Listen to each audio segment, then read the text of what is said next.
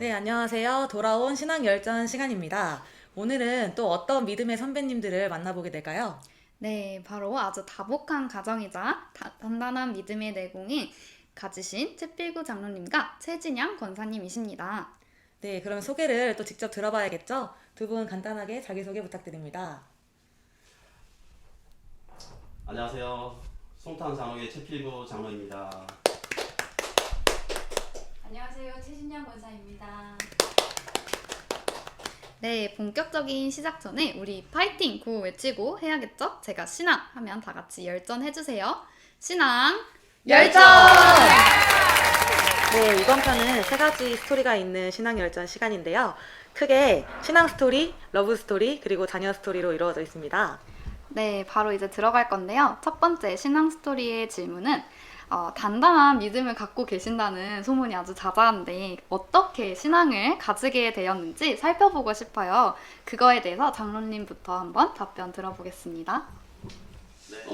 저도 어렸을 때부터 모태 신앙으로 태어나서 그렇게 아직까지 이렇게 살아왔는데, 그냥 어머니 쪽으로 하면 어머니 쪽으로도 3대고, 저 친가 쪽으로 해도 3대가 됩니다.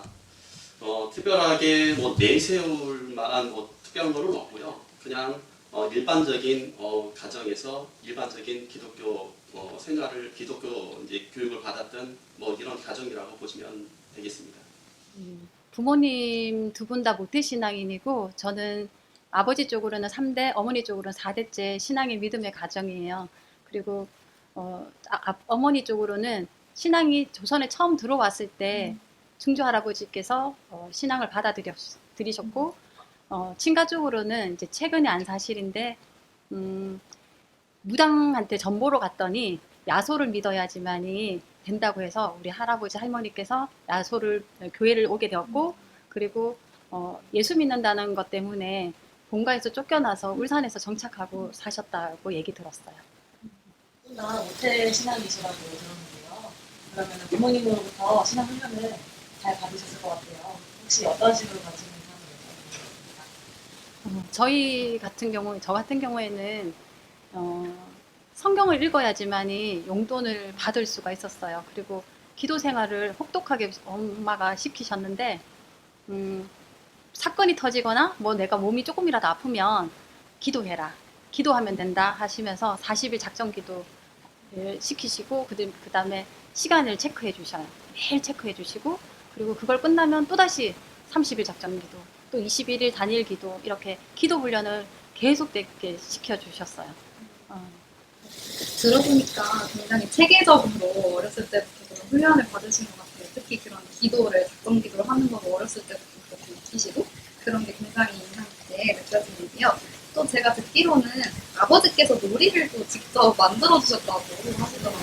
저희 그 훌라후프라든가 썰매 이런 것도 만들어 주셨지만, 새해가 되면 달력이 막 들어오잖아요. 그 달력을 일정한 크기로 다 오리셨어요. 오리셔가지고 성경책의 창세기부터 시작해가지고 그거를 질문과 답을 따로 적어주시고, 그걸 바닥에 다 깔아놓고 이제 문제를 읽어주고, 거기서 바닥에 깔린 것들을 찾으면서 놀이할 수 있는 그런 것들을 이렇게 만들어 주셔서, 저 같은 경우에는 이제 학창 시절에 학교 교회에서 성경 퀴즈 대회를 하면은 공부하지 않아도 그냥 상을 받았던 기억이 나요. 그래도 이제 신앙에서 늘 평탄할 수만 많이 없잖아요. 혹시 신앙생활을 하면서 고비는 있었는지 한번 여쭤보겠습니다. 저 같은 경우는 모태 신앙이지만 계속 어렸을 때부터 농촌 문화에 살았기 때문에 어, 낮에는 어느 정도 농촌 생활에서의 어떤 부모님들 도움을 드려야 되기 때문에 계속 일을 했었고, 그다음에 뭐 학교 다닐 때는 학교 갔다가 주말 되면은 항상 토요일 어, 저녁 늦게까지 계속 있었던 기억이 나요. 뭐 그때 같은 경우는 예전에 저희가 저희 교회에서 활자판으로 해서 주보를 만들었어요. 그러다 보니까는 중학교 3학년 때부터 만들었던 것 같아요. 그때부터 만들 때 이제 앞뒷면으로 해서 만들었었는데, 그걸 하다 보면 손도 다 시퍼렇게 이제 뭐 이제 잉크로 다 물들었었고, 그다음에 이제 저녁 예배, 그러니까 예배 다 드리고 주보 만들고 그다음에 들어가면 한 8시 왔다 갔다 하는 이런 시간대였었고, 주일날은 항상 아침부터 시작해서 오후 예배 때까지 계속 있었던 이런 상황이 계속 반복되다 보니까 고등학교를 졸업했어요. 고등학교 때만 하더라도 뭐 중고등부 회장을 뭐 교회에서도 했고, 그리고 대구 지역에서의 어떤 기독 연합 학생들 연합하는 그 연합회가 있어요. 거기서도 학생 회장도 해봤지만 졸업하고 나니까는 문득 저한테 그런 생각이 들더라고요. 내가 시계추 가니까 집, 학교, 교회, 집, 학교, 교회. 이런 것들이 불현듯 답답하고 짜증이 나는 거예요. 다른 친구들 보면은 교회도 안 가기 때문에 별짓을 다 해요. 뭐 사건, 사고도 많았었지만 자기들이 하고 싶은 것들 다 하는 것 같은데 나는 아무것도 하는 게 없더라고요. 그렇다 특별하게 내가 잘하는 것도 없고. 그러다 보니까 좀 고등학교 졸업하고 나서 좀 방황을 하고 있었는데 나중에 그러다가 좀 시간 흐르다 보니까는 대한민국 남자들은 다 가야 되는 군대를 가게 됐죠. 거기 가서도 군사 기초 교육을 받으면서 솔직히 안 갔어요. 군대 가기 전엔 어머니 눈치 때문에 가더라도 예배가 아니었고, 그 다음에 군사 기초 교육을 받으면서는 안 갔어요, 일부러. 그 몇십 년 동안 다니던 그 교회를 일단은 놓고 싶었던 마음이 좀 반항심이 생겼었고요. 그 다음에 나중에 돼서 이제 공수교육단으로 가서 공수 기초교육을 받으면서 강화를 하게 되는데, 그때는 이제 두 번째 뛰어내렸을 때 같아요. 그때 같은 경우는 멍텅구리라고 하는 걸 타기 때문에 바람 따라 구름 따라 이제 그렇게 움직일 수밖에 없는 그런 낙하산 구조예요. 근데 비행기에서 뛰어내리고 났을 때 이게 내가 항상 그 시계추라는 이런 형태의 소리를 했었잖아요. 그런 느낌으로 좌우로 흔들리는 거예요. 그게 뒤집어지기 바로 직전까지 이게 몸이 흔들리더라고요. 그게 제트기를 잘못 받으면은 이제 그런 영향들이 있었는데, 그때 되면은 이게 낙하산 천에 이제 둘러싸이면 죽는다라는 것이 이제 느껴질 정도로 엄청난 왔다 갔다 하는 이런 상황이었었는데, 그때 이제 내가 불안해했어야 되는데 오히려 마음이 편하더라고요. 왜 편할까? 흔들리면서도 왜 편할까? 지상에 착지하고 나서도 내가 왜 편했지? 죽을 수밖에 없던 이런 상황까지도 갔었는데 왜 편했지? 이런 상황이 들더라고요. 그리고 나서 그 주인가 그 다음 주인가 돼서 지금 어머니하고 큰 형님이 이제 면회 왔을 때 형님하고 좀 얘기하다가 나중에 돼서 어머니 몇 월 며칠 날 몇 시 정도에 어머니 뭐 하셨어요? 하고 물어보니까 그때는 가정적으로 또 조금 더 힘들었기도 했지만 너희들을 위해서 기도할 시간이었다라고 얘기하시더라고요. 그렇구나. 하나님이 지금 저를 바라보시면서 너가 고민하고 내가 생각했던 부분들을 하나님 그렇게 보여주지 않았나. 그러면서 회개가 되더라고요. 하나님이 저를 놓지 않는 이런 느낌이 거기서 들더라고요. 그래서 하나님이 내 인생에 개입하시려고 참 별거 다 보여주시는구나 이런 생각이 들더라고요. 네. 저는 그런 방황을 하면서 다시 이제 자대 배치를 받고 나서 솔직히 쫄따구 때라고 표현하죠. 이런 표현을 안 쓰면 되는데 그때 되면은 저희 종교 시간에는 교회를 가야 되는데 못 가요. 근데 낮에 각오하고 맞기도 하고 뭐 이러면서 이제 갔던 기억이 납니다. 네, 그러면 이제 두 번째 챕터인 러브 스토리에 대해서 한번 얘기를 나눠볼 건데요. 혹시 배우자 기도는 여태까지 하고 만나신 건지 또 언제부터 하셨는지 한번 질문 드려볼게요.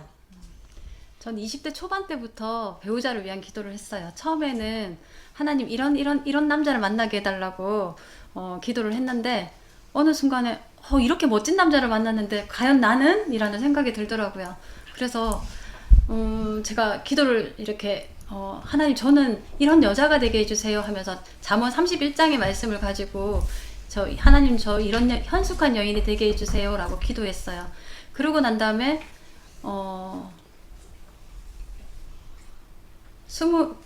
그렇게 기도했지만 결혼하고 싶다라는 생각은 전혀 들지 않았는데 29살 때 결혼하고 싶다 그 마음이 정말 간절하게 들었어요. 들어보니 정말 기도를 열심히 하셨는데 그 결혼하고 싶다라는 간절한 생각을 하게 된 계기가 궁금해지는데요. 29살 때 저희 교회에 가정 세미나가 열렸거든요.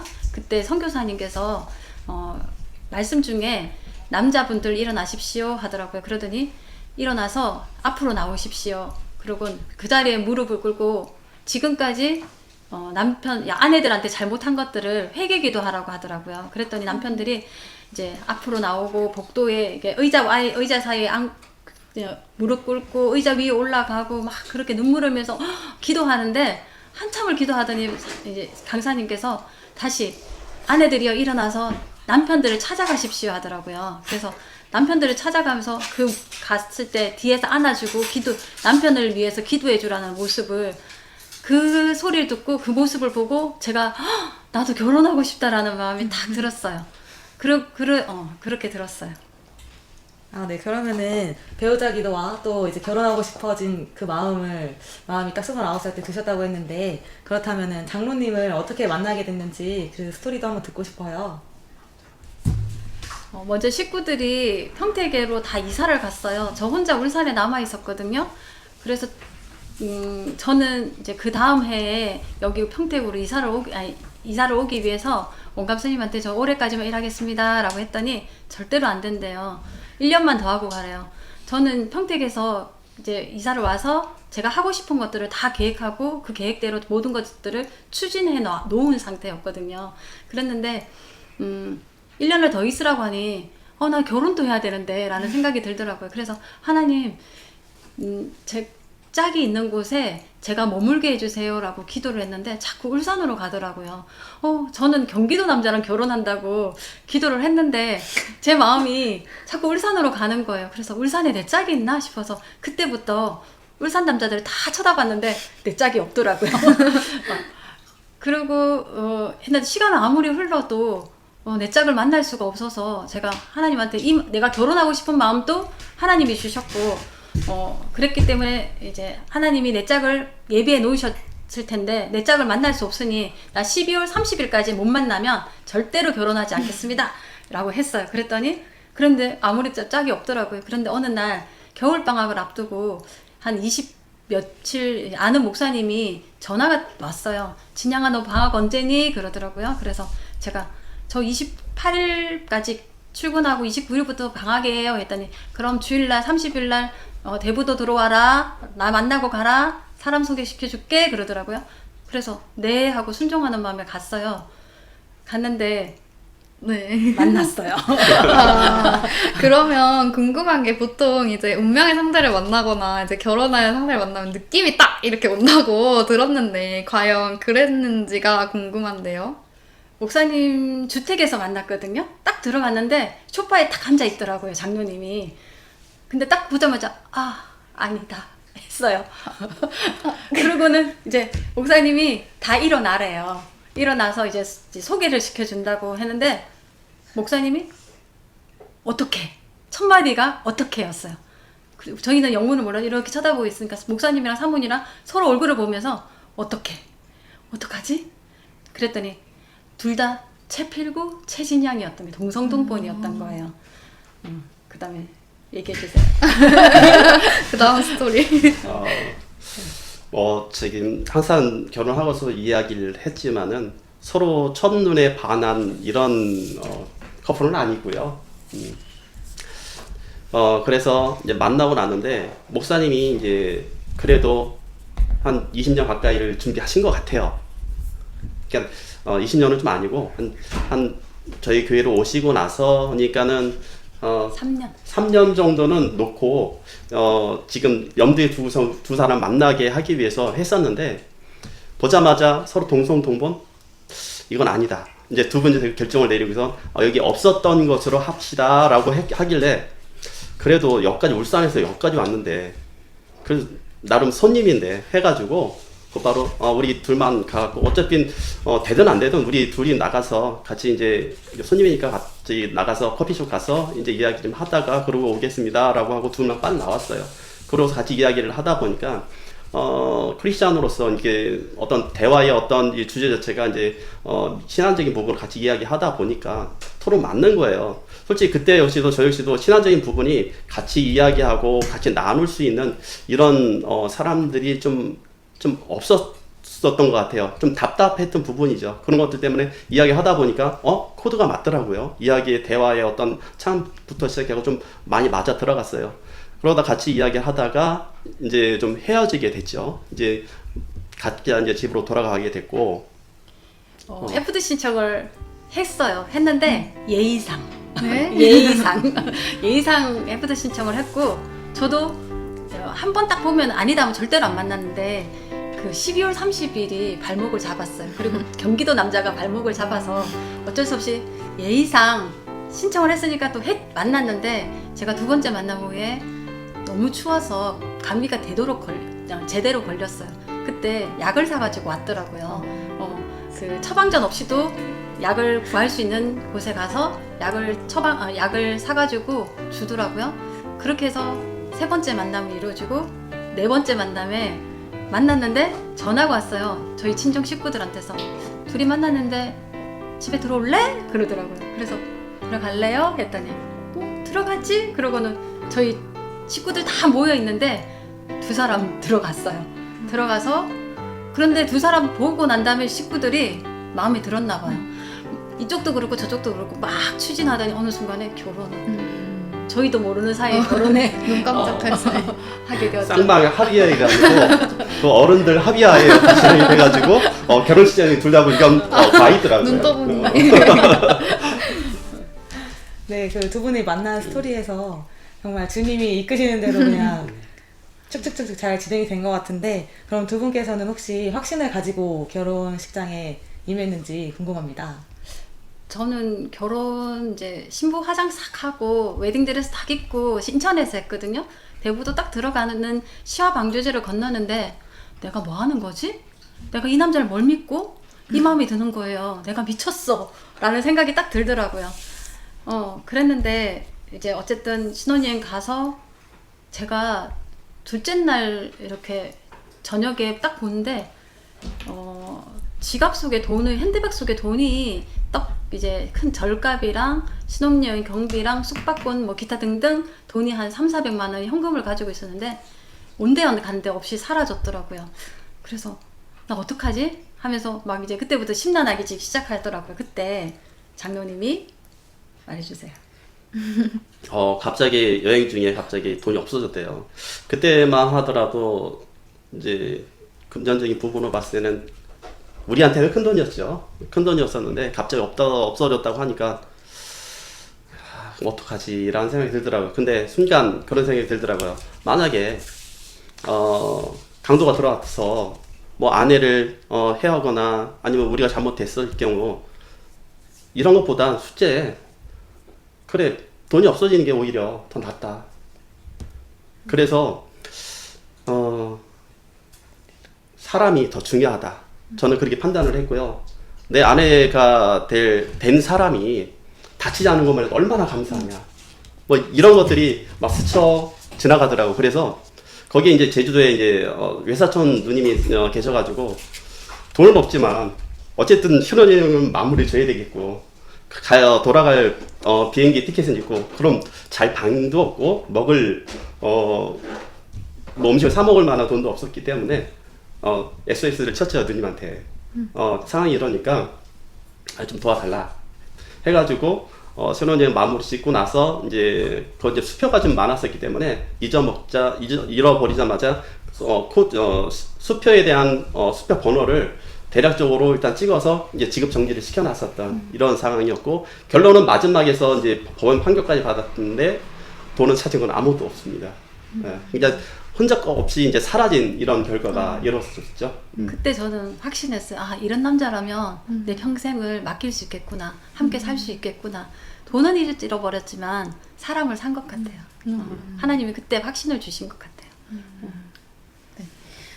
러브스토리를 지금 쭉 들어보니까 첫눈에 딱 이거는 없었지만 그래도 이제 주님의 이끄심과 뭐 가족들이 이렇게 막 이렇게 원하고 이래서 순탄하게 이제 결혼을 하고 난 후에 이제 서로에 대한 그런 믿음이 차곡차곡 이렇게 쌓여가는 모습을 보니까 굉장히 제가 뭔가 흐뭇하고 약간 드라마 한 편을 본 듯한 그런 기분인데요.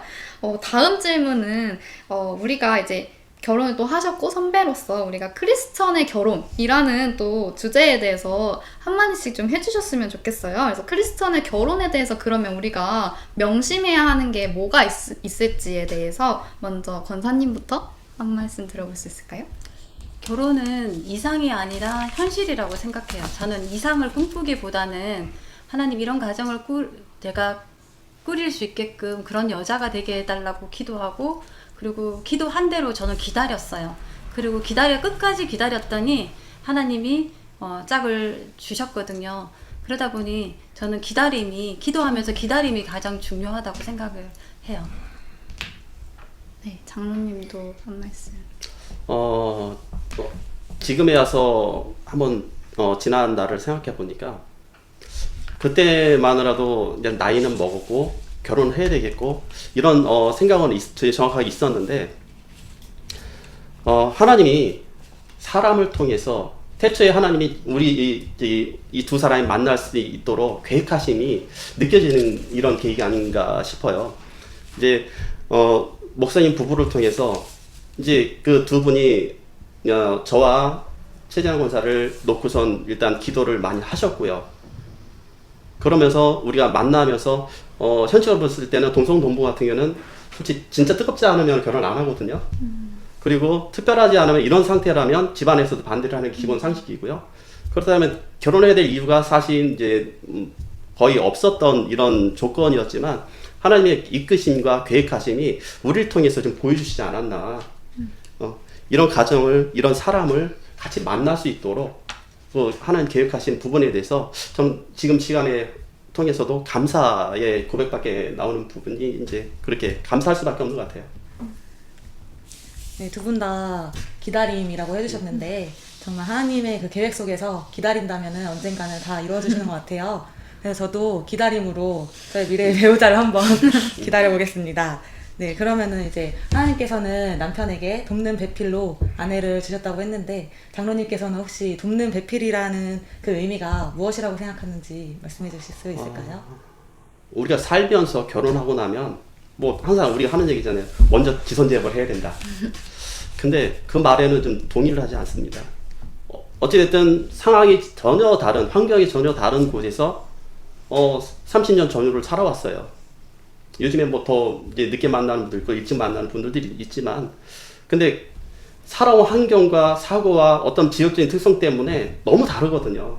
다른데 내 기준에 내 상식에 맞춰서 상대편을 평가하고 그 단점을 가지고 막 뜯어 건치려고 한다라면 그게 현실적으로는 맞을 것 같지만 제 생각적으로는 맞을 것 같지만 막상 다르거든요. 그러니까 하나님이 제가 이제 신앙생활 하다 보니까 인간의 구조가 좀 다르잖아요. 이제 남자를 먼저 만드시고 여자를 나중에 만드셨는데 어떻게 보면 차도 마찬가지 같아요. 차를 예전에 만든 차와 지금 만드는 차에는 옵션상이 다르잖아요. 남자보다는 여자가 옵션상이 좀 좋아요, 보니까요.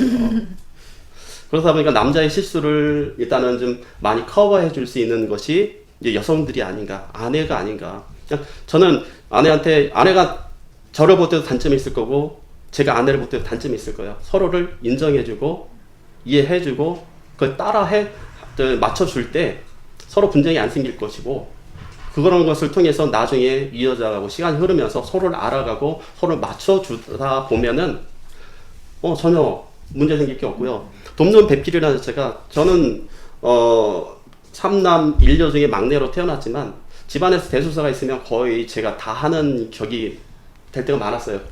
그래서 그런지 지금 아내 같은 경우는 막내 며느리지만 큰 며느리 역할을 지금 감당하고 있어요.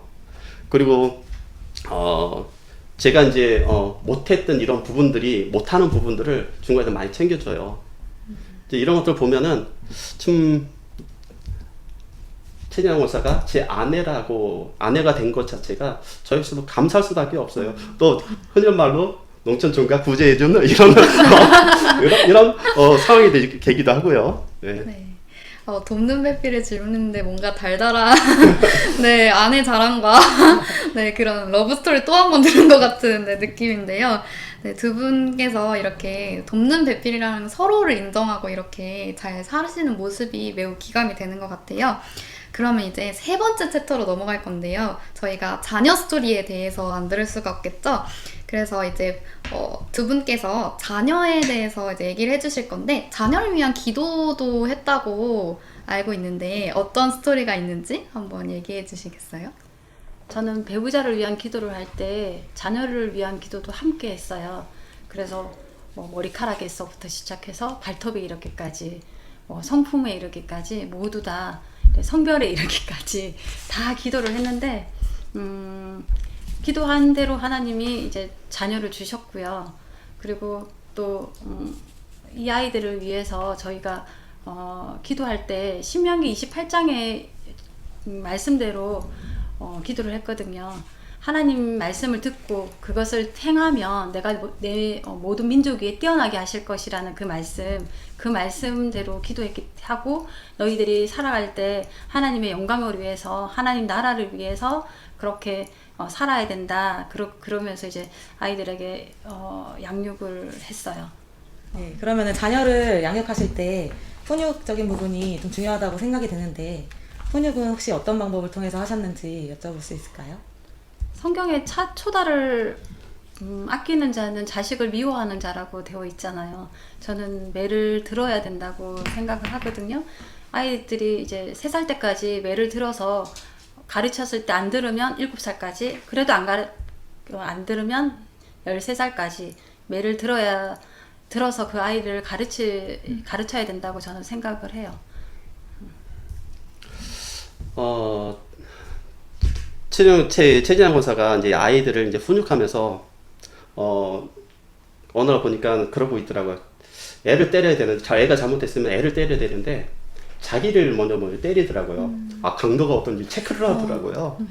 그래갖고 야, 그로까지 좀 많이 체크하는구나. 그리고 항상 나중에 보면은 아이들이 크게 잘못한 건 없어요. 어떻게 보면은 부모의 자 때려봤을 때는 그냥 간단할 수 있는 부분들을 이제 약간 컨트롤하는 이런 부분이고, 아이들이 큰 잘못을 하는 부분은 없더라고요. 그래서 우리 아이들이 그렇게 큰 문제는 없이 이렇게 성장했던 것 같아요. 네, 훈육에 대한 생각들도 들어봤는데 그게 인상 깊은 것 같아요. 정말 자기 몸에 이렇게 테스트까지 해보면서까지 어쨌든 자녀들을 사랑하는 마음으로 훈육을 일관되게 하시는 게 가장 저는 중요한 것 같고요. 그리고 다음 질문은 가정 예배도 궁금해지더라고요. 가정 예배를 어떤 방식으로 하면 좋은지, 또 저희에게 이제 또 시청하시는 분들에게 노하우는 또 어떤 게 있는지 알려주시면 좋을 것 같아요. 저희 가정은 어떻게 하느냐면은 먼저 사도신경, 찬양, 예를 들어서 말씀을 읽고 나서 서로의 오늘 감사했던 내용을 서로 돌아가면서 이야기를 합니다. 이야기를 하고 거기 그 부분에 대해서 이제 힘들었던 부분이 있으면 같이 이제 통성기도 같이 하고 주기도 마치는 이런 상황도 있고요.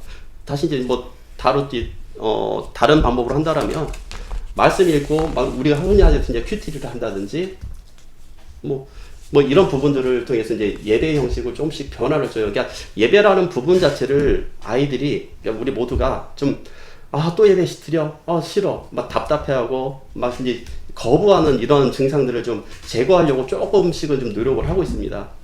예배가 즐겁고 예배가 축복이고 예배를 통해서 하나님 개입하시는 이런 부분들을, 예배가 시발점이고 시작점인데 예배가 제대로 이루어지지 않으면 아이들의 어떤 신앙적인 부분부터 말씀이 들어가는 자세부터, 그다음 예배는 가정 예배에서의 기본적인 것은 아이가 어리더라도 돌아다니는 것을 이제 어리니까 냅두다 보면은 자세 일단 흐트러지면 교회 와서도 예배할 때 흐트러진단 말이죠. 그러면 집에서부터 일단 아이를 이제 그렇게 이제 교육을 시키면서 바로 잡아줄 때 아이가 하나님께 드리는 예배는 이런 예배구나를 간접적으로 가정부터 계속 이어져 나간다면 아이는 교회 와서든 어디에서든 예배에 흐트러짐이 없이 이제 하나님께 온전한 예배를 드리지 않을까, 이런 식으로 좀 방법을 좀 여러 가지 다양한 방법으로 순간순간 좀 바꾸려고 노력을 합니다. 저희는 이제 가정 예배 드릴 때 말씀 나눌 때 어떻게 하냐면은 한 장을 그냥 한 번 읽고 끝, 그 다음에 다음 장에 넘어가는 게 아니라 한 장을 6명이, 그러니까 다니엘이 빼고 5명이 모두 마음에 이해가 되고 합해졌을 때 다음 장으로 넘어가요. 그래서 어떤 장은 일주일 걸리기도 하고 어떤 장은 아마 50일, 2달까지도 걸린 적이 있어요. 잠깐만, 한 번만 더 하자, 한 번만 더 하다 보니까 엄청나게 길게 가더라고요.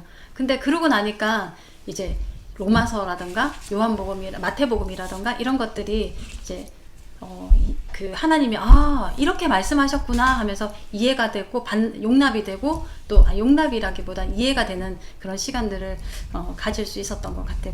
그런 것들이 저는 개인적으로 좋더라고요. 그리고 저희는 이제 서로 이렇게 뭐라고 해야 되나? 아이들과 같이 뭐 탈무드라던가 그다음에 말씀 그러니까 성경 요한복음이라던가 아니면 성품 교육이라던가 이런 것들을 성경 인물에 대해서 이렇게 토론하는 시간을 가져요. 그러고 난 다음에 그걸 가지고 우리의 비전을 우리가 이렇게 비전을 품어야 되구나 하고 서로 이야기하면서 우리 아이들의 생각을 들어볼 수 있고 그러면서 이해할 수 있고 그런 시간들을 저희는 이제 가지거든요. 근데 그 시간이 정말 아이들한테는 좋겠죠? 근데 저희 부부한테는 엄청 좋아요. 우리 아이들이 이런 생각을 가지고 있었구나 하면서 이렇게 커 나가는구나 라고 하는 시간들을 그 시간에 가질 수 있어서 저는 개인적으로 너무 좋은데 우리 아이들은 되게 싫어해요. 할 때 되면은 비비 꼬는데 그래도 이제 서로의 생각들을 들을 수 있고 그 아이들이 하는 그 주장들을 이제 받아들여주면서 이제 자기가 갖고 있는 논리를 펼칠 때 이런 부분들이 참 좋았던 것 같아요.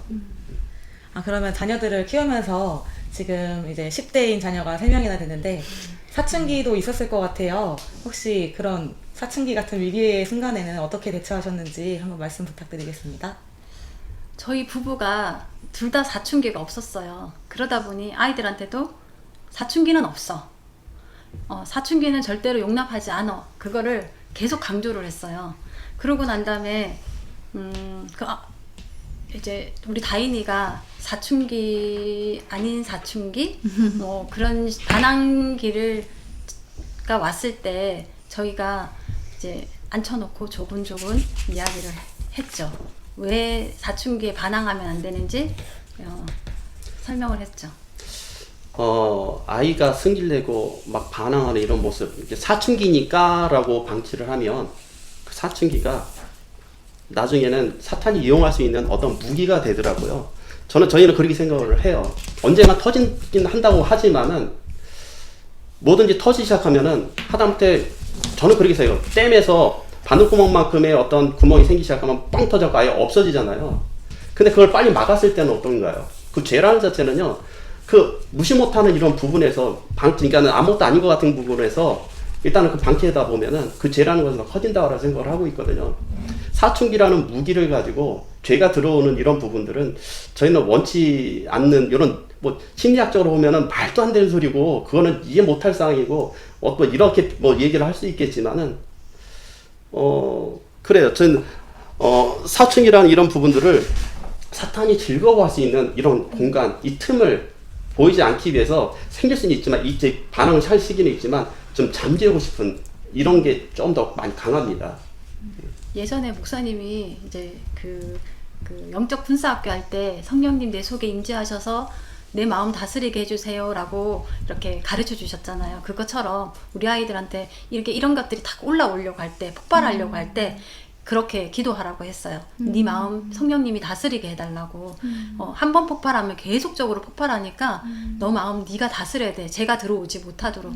그렇게 했더니 다인이가 제일 처음에 이제 막 화를 내고 짜증을 부리고 하더라고요. 그러더니 어느 순간에 그 얘기를 계속 했더니 이렇게 자기를 다스리더라고요. 그러고는 어느 순간에 사라졌어요. 들어보니까 그런 방식인 것 같아요. 뭔가 사춘기는 없어 하고 그냥 단순히 세상 사람들의 눈처럼 억압 이러고 끝나신 게 아니라 제가 들어보니까 그러면 어떻게 대처해야 하는지까지도 자세히 알려주시고 아이들하고 소통을 늘 하다 보니까 제가 생각했을 때는 그런 사춘기, 그런 반항 심리가 올라오려더라도 어쨌든 간 잠재울 수 있는 그런 마인드 컨트롤 아이들도 배운 게 아닌가 그런 생각이 들어요. 그러면 다음 질문은 유명하시잖아요. 입양 가정으로. 그러니까 그 입양에 대해서도 한번 스토리를 들어보고 싶어요. 그래서 권사님부터 입양에 대해서 어떻게 결심을 하게 됐고 어떤 이제 입양 스토리를 이제 쭉 들려주시면 좋겠습니다. 결혼해서 가족 계획이라는 걸 하잖아요. 그래서 저희가 가족 계획할 때 아들, 딸 그리고 셋째는 입양하자 헛소리를 했죠.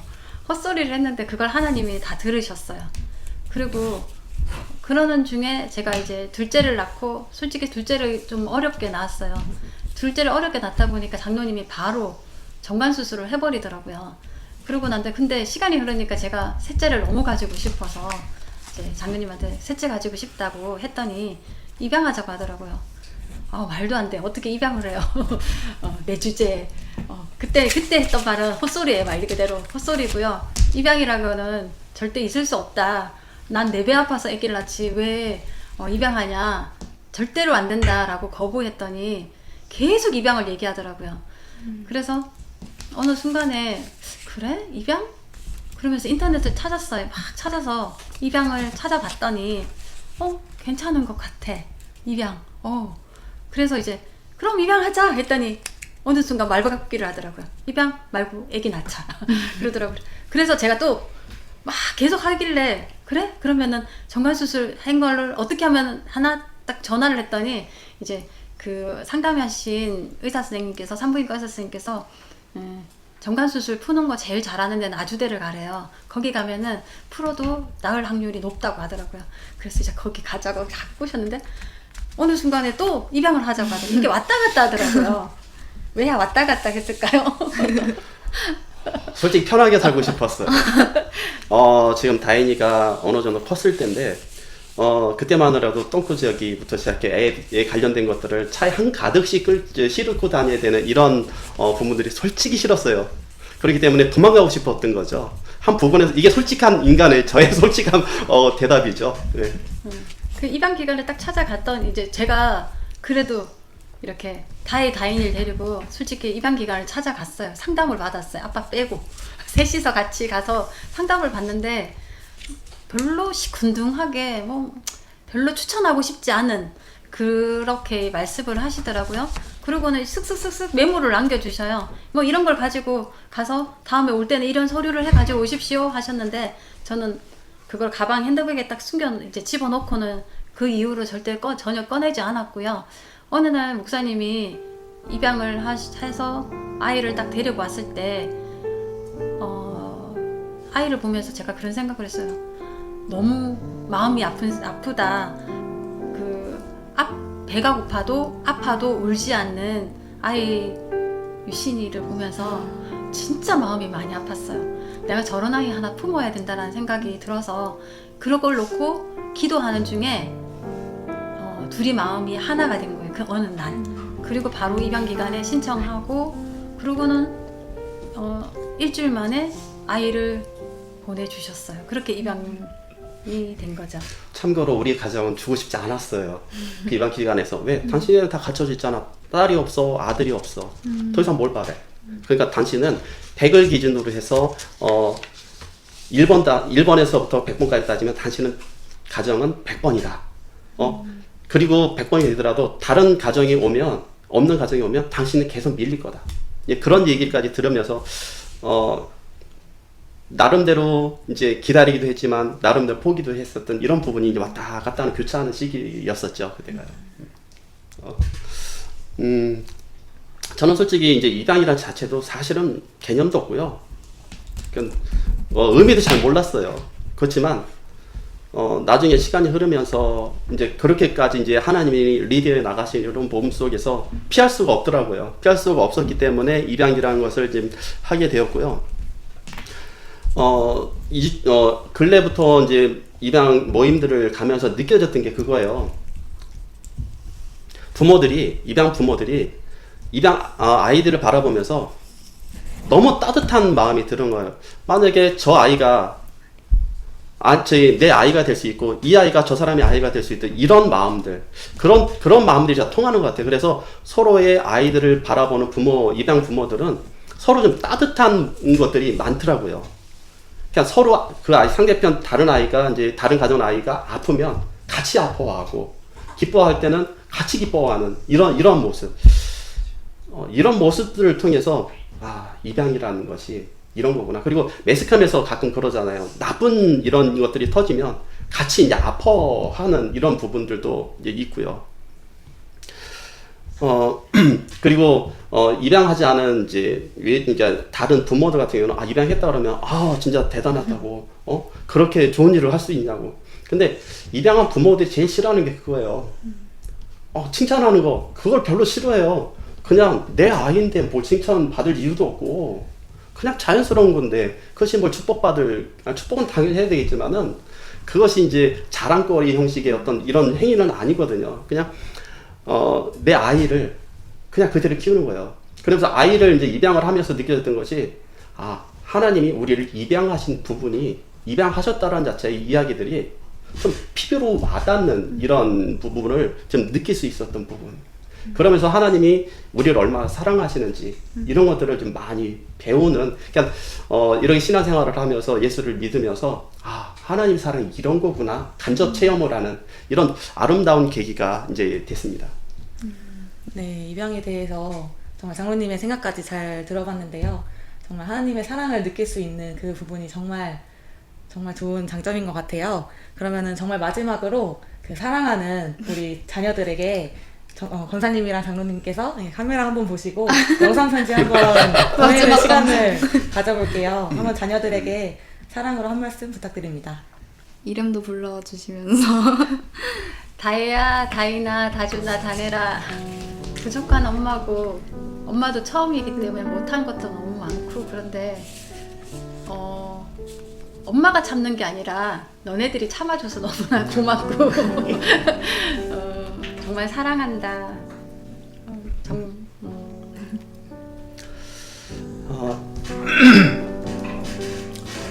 부족한 아빠, 이제 준비되지 않았던 아빠인데 우리 다인이, 다준이 다네를 통해서 이제 준비해 나가고 아빠가 되는 이런 훈련을 할 수 있는 기회가 돼서 너무나 감사하고 아직까지 너무 하나님 사랑 가운데서 잘 성장해 주고 잘 따라와 주고 이렇게 예쁘게 성장해 주는 우리 딸 아들들 고맙고 사랑해. 저도 들으면서 뭔가 이제 신앙 열전의 오늘 이 시간을 통해서 마지막 이 영상 편지까지 어떻게 하면 저렇게 단단한 믿음을 가질 수 있을까로부터 이제 신앙 스토리도 듣고 이제 어떻게 두 분이서 이렇게 부부가 되셨는지까지 듣고 또 마지막 감동적으로 자녀 스토리까지 들었는데 이런 시간이 참 귀하다라는 생각이 들었던 것 같아요. 이런 신앙 열전을 통해서 두 분의 삶 속에서의 이야기도 진솔하게 듣고 또 그리고 자녀들을 사랑하는 그 마음까지도 우리가 이제 부모는 이제 이 저러한 양육 방식도 저러한 믿음 또 저러한 마음가짐으로 아이를 그렇게 사랑해야 하는구나를 또 저도 절실히 깨닫고 또 배우는 시간이었던 것 같아요. 혹시 강래은 MC는 어떤 느낌을 받았는지? 네, 저도 오늘의 시간을 통해서 두 분의 신앙 그리고 사랑 이야기 그리고 자녀 이야기까지 자세하게 들을 수 있는 시간이어서 너무 유익하고 행복했던 시간이었던 것 같고요. 제가 정말 좋아하고 존경하는 두 부부이신데 앞으로도 이제 저희 청년들도 많은데 많이 본보기가 돼주시고 또 저희한테 조언도 많이 해주시면서 이렇게 사랑 안에서 우리 교회 생활 같이 아름답게 해나가면 좋겠다고 생각을 했습니다. 이제 그럼 두 분도 오늘 신앙 열전을 통해서 느끼신 점을 한 번씩 말씀해 주시면 감사하겠습니다. 신학 이걸 통해서 제가 제 신앙을 돌아보게 되었고 또 내 부모님을 돌아봤는데 그때 나에게 부모님이 해주신 게 너무 많더라고요. 근데 저는 우리 아이들에게 해준 게 너무 없어서 정말 부끄럽고 또 미안하고 그래요. 하나님 앞에서 제가 또 내가 섰을 때 또한 부끄럽고 우리 아이들한테 부끄러운데 이제 부끄럽지 않게 내가 살아야 되겠다라는 생각이 들고 또 이걸 통해 준비하면서 우리 아이들과 또 대화할 수 있는 시간들을 가질 수 있었거든요. 그 시간이 너무 귀했던 것 같아요. 다시 한번 이 기회를 통해서 다시 이제 되돌아보고 또 또 살아가야 할 길을 또 다시 또 이제 또 생각해야 될 것이고 이런 계기가 지금 되어서 너무나 감사하고요. 신앙인으로서의 가치를 항상 부여해 가면서 이제 이런 갈 수 있도록 이제 이렇게 시간을 부여해 주시면 이제 감사드립니다. 네. 두 분의 소감까지 잘 들어봤는데요. 우리가 이 시간을 통해서 함께 배우고 성장하고 또 이번 기회를 통해서 특히 자녀들과 또 더 소통하게 됐다는 점이 참 인상 깊은 것 같아요. 오늘 신앙일전은 여기서 마무리할 건데요. 저희 마지막으로 구호 한번 외치고 끝내도록 하겠습니다. 아까처럼 제가 신앙 하면 열전 해주세요. 신앙 열전!